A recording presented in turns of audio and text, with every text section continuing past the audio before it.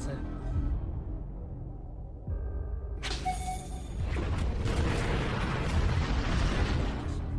つまり友達は大事ってことだろ。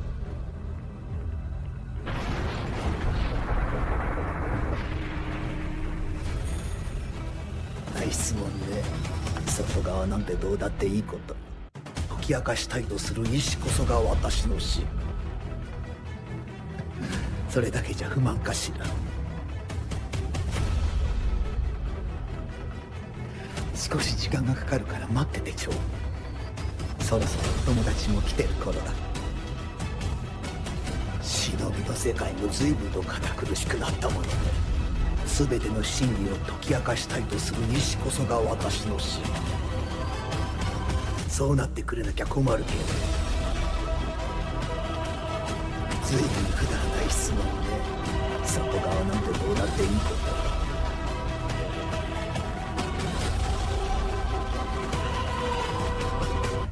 結構似合ってるじゃないか、そのカバン。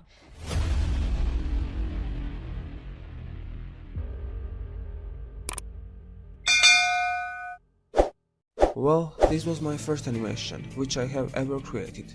I also spent only 4 days on it, and worked only with mouse and not with drawing pad, which is why it looked so basic and unfinished at some scenes.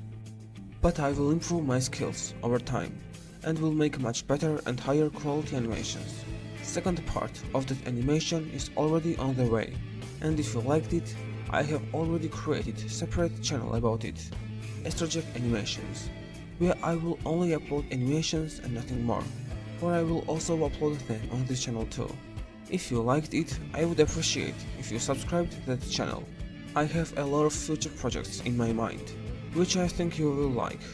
Anyway, I hope all of you have a great day, and let's start the video.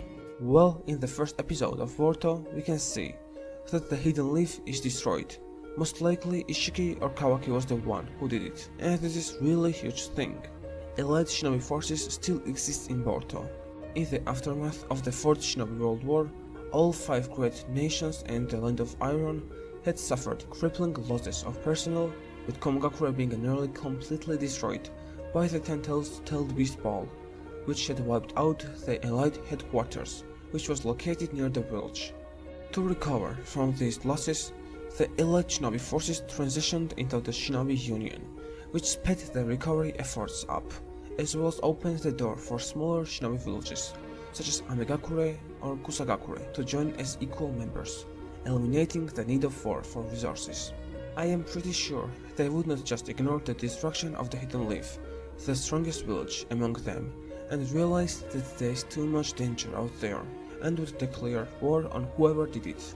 And one of the most important person in that situation is Orochimaru, who has almost limitless potential, and is one of the most valuable ally of the Hidden Leaf.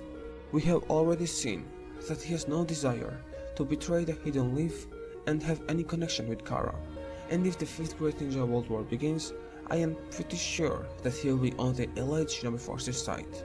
He can reanimate a lot of interesting ninjas, for example the Hokages, Obito, Madara, Itachi, the Akatsuki, and etc. If they work together, they can potentially rival Ishiki Atsuki. Also, unlike the previous war, Orochimaru now owns Hashirama's cells.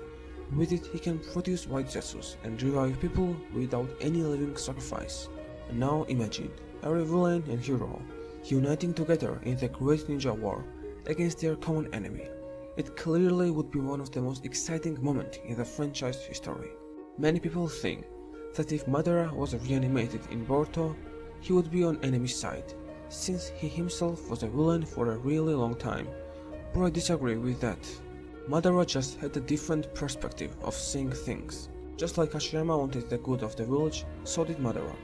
But his violent upbringing and powerful clan easily influenced his mind.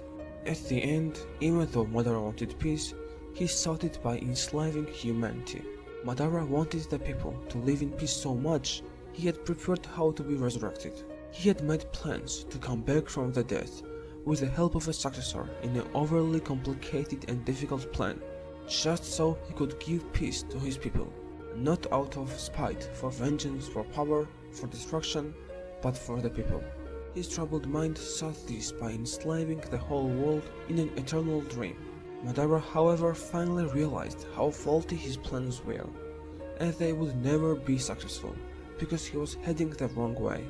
He came to peace with the new generation taking over, and joined the afterlife with Izuna and Hashirama.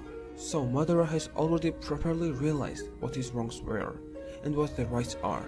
If he were to be resurrected in Boruto, he would be much like Sasuke.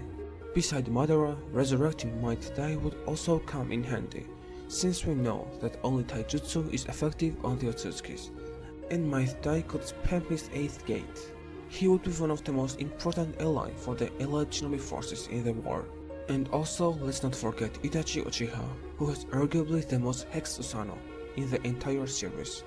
His Yata Mirror and Totsuka Blade would also play an important role in the war, since Totsuka Blade is said to be one of the strongest sling technique, and Yata Mirror can repel absolutely any attack, which of course would come in handy in every battle.